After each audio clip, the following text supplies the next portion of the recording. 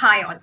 കുട്ടികൾ ദേഷ്യം കാണിക്കുമ്പോൾ നമ്മൾ പറയുന്നത് അനുസരിക്കാതെ വരുമ്പോൾ അവർ പെട്ടെന്ന് പൊട്ടിത്തെറിക്കുമ്പോൾ അവർ പറയുന്നത് അതേപോലെ കേൾക്കാതെ തിരിച്ച് തർക്കുത്തരം പറയുമ്പോൾ നമ്മളത് സൈക്കോളജിയിൽ വെറും ഒരു ദേഷ്യമായിട്ടോ അല്ലെങ്കിൽ ഒരു പെരുമാറ്റത്തിൽ വരുന്ന ഒരു ബാഡ് ബിഹേവിയർ ആയിട്ടോ മാത്രമല്ല അതിനെ കാണുന്നത്. കുട്ടിക്ക് എന്തെങ്കിലും സ്ട്രെസ് കാണും. അത് കുട്ടികൾക്ക് കോപ്പ് ചെയ്യാൻ പറ്റുന്ന രീതിയിലല്ല അവർ കോപ്പ് ചെയ്യുന്നത്, അല്ലെങ്കിൽ അവർക്ക് അതിനെ എങ്ങനെ തരണം ചെയ്യണം എന്ന് അറിയില്ല. അവർ ഈ രീതിയിലാണ് അത് എക്സ്പ്രസ് ചെയ്യുന്നത്. ചില കുട്ടികൾ അത് കള്ളം പറഞ്ഞിട്ടായിരിക്കാം, അല്ലെങ്കിൽ നമ്മൾ എന്തെങ്കിലും ചെയ്യാൻ പറയുമ്പോൾ അത് തർക്കുത്തരം പറഞ്ഞ് അനുസരിക്കാതെ സാധനങ്ങൾ എറിഞ്ഞിട്ട് റൂമിൽ നിന്ന് പോകുന്നതായിരിക്കാം. അപ്പോൾ ഏത് രീതിയിലാണ് അവർ പെരുമാറുന്നതെന്ന് നോക്കിയിട്ട് അത് എന്തുകൊണ്ടാണെന്ന് നമ്മൾ മനസ്സിലാക്കേണ്ട ആവശ്യമുണ്ട്. മിക്ക കുട്ടികൾക്കും അത് അവരുടെ ഇമോഷൻ, അവർ ഫേസ് ചെയ്യുന്ന ആ ഒരു പ്രോബ്ലം ഇന്നതാണ് എന്ന് പറഞ്ഞ് പേരൻസിനെ പറഞ്ഞ് മനസ്സിലാക്കാൻ അവർക്ക് അറിയില്ല. അതുകൊണ്ടാണ് അവർ അങ്ങനെ റെസ്പോണ്ട് ചെയ്യുന്നത്. മിക്കവാറും അത് പഠനത്തിൽ വരുന്ന പ്രശ്നങ്ങളായിരിക്കാം, സ്കൂളിൽ ഉണ്ടാവുന്ന എന്തെങ്കിലും പ്രശ്നങ്ങളായിരിക്കാം, വീട്ടിൽ അച്ഛനും അമ്മയും തമ്മിലുള്ള വഴക്ക് കാരണമായിരിക്കാം, അല്ലെങ്കിൽ കുട്ടിക്ക് തന്നെ എന്തെങ്കിലും ഒരു അസുഖം ഉള്ളതുകൊണ്ടായിരിക്കാം. ഓരോ ദിവസവും അവരുടെ മൂഡ് എന്തുകൊണ്ടാണ് ചേഞ്ച് ആവുന്നതെന്ന് പേരൻസ് നോട്ടീസ് ചെയ്യേണ്ട ആവശ്യമുണ്ട്. അതിന്റെ റീസൺ എന്താണെന്ന് നമ്മൾ കണ്ടുപിടിക്കേണ്ട ആവശ്യമുണ്ട്.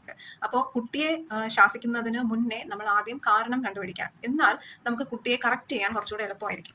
ആരാണോ കുട്ടിയെ പറഞ്ഞ് മനസ്സിലാക്കിപ്പിച്ച് നല്ലൊരു രീതിയിൽ ശാസിച്ച് കൊണ്ടുവരുന്നത്, ഡിസിപ്ലിൻഡ് ആയിട്ട് കൊണ്ടുവരുന്നത്, ഇന്ന വ്യക്തി എന്നെ മനസ്സിലാക്കുന്നുണ്ട് എന്ന് കുട്ടി തിരിച്ചറിയുമ്പോൾ അവിടെ ആ ഒരു മാറ്റം ഒരു പോസിറ്റീവ് രീതിയിൽ മാറാനുള്ള ഒരു ചാൻസ് ഉണ്ട്.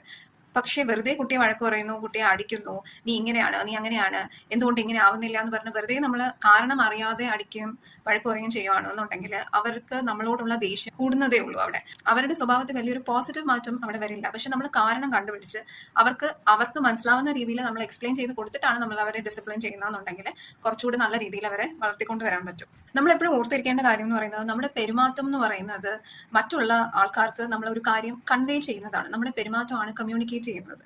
അപ്പൊ നമ്മൾ സ്ട്രെസ്ഡ് ആണെന്നുണ്ടെങ്കിൽ ചിലപ്പോൾ അത് ദേഷ്യം തീർത്തായിരിക്കും മറ്റുള്ളവരുടെ സംസാരിക്കുന്നത്, പെട്ടെന്ന് പൊട്ടിത്തെറിച്ചിട്ടായിരിക്കും, അല്ല ചിലർ കാമായിട്ടായിരിക്കും റെസ്പോണ്ട് ചെയ്യുന്നത്. അപ്പോൾ ഇതെല്ലാം ഓരോരുത്തരുടെ ബിഹേവിയർ പാറ്റേൺ, കമ്മ്യൂണിക്കേഷൻ സ്റ്റൈലാണ് അവിടെ കാണിച്ചു തരുന്നത്. അതുപോലെ തന്നെയാണ് കുട്ടികൾക്കും. കുട്ടി വീട്ടില് അച്ഛൻ എന്ത് പറഞ്ഞാലും ദേഷ്യപ്പെടുവാണ്, അമ്മയോട് വഴക്കുണ്ടാക്കുകയാണ്, തിരിച്ച് അമ്മ അച്ഛൻ്റെ അടുത്ത് ഉറക്കെ വിളിച്ച് സംസാരിച്ച് അയാളെ കുറ്റപ്പെടുത്തിയാണ് സംസാരിക്കുന്നത്. അപ്പൊ ഇതൊക്കെ കണ്ട് കുട്ടി വളരുമ്പോൾ നാച്ചുറലി അത് വിചാരിക്കുന്നത് ഇങ്ങനെയാണ് ബിഹേവ് ചെയ്യേണ്ടത്. നമുക്കൊരു കാര്യം നമ്മുടെ രീതിയിൽ കൊണ്ടുവരണം എന്നുണ്ടെങ്കിൽ മറ്റുള്ള ആൾക്കാരെ വഴക്ക് പറയുക, അല്ലെങ്കിൽ നമ്മൾ അവിടെ ഡോമിനന്റ് ആയിട്ട് സംസാരിക്കുക എന്നുള്ള ഒരു പാറ്റേൺ ആണ് സബ് കോൺഷ്യസ്ലി കുട്ടിയും അവിടെ പഠിച്ചു മാറ്റുന്നത്. അപ്പൊ നമ്മൾ എപ്പോഴും കുട്ടിയെ ശാസിക്കുന്നതിന് മുന്നേ റീസൺ എന്താണ്, എന്തുകൊണ്ടാണ് അവൻ ഇങ്ങനെ ബിഹേവ് ചെയ്യുന്നതെന്ന് മനസ്സിലാക്കിയിട്ട് വേണം അവനെ ഡിസിപ്ലിൻ ചെയ്യാൻ. Behaviour is equal to communication. നമ്മുടെ പെരുമാറ്റം എന്ന് പറയുന്നത് നമ്മുടെ ഉള്ളിലുള്ള കാര്യങ്ങൾ, നമ്മുടെ മനസ്സിൽ നടക്കുന്ന കാര്യങ്ങൾ പുറമേ കമ്മ്യൂണിക്കേറ്റ് ചെയ്യുകയാണ് ചെയ്യുന്നത്. സോ വീഡിയോ ഇഷ്ടമായെങ്കിൽ ലൈക്ക് ചെയ്യുക, ഷെയർ ചെയ്യുക. സെഷന് താല്പര്യം ഉണ്ടെന്നുണ്ടെങ്കിൽ ഓൺലൈൻ സെഷനാണ്, നമ്പർ കൊടുത്തിട്ടുണ്ട്.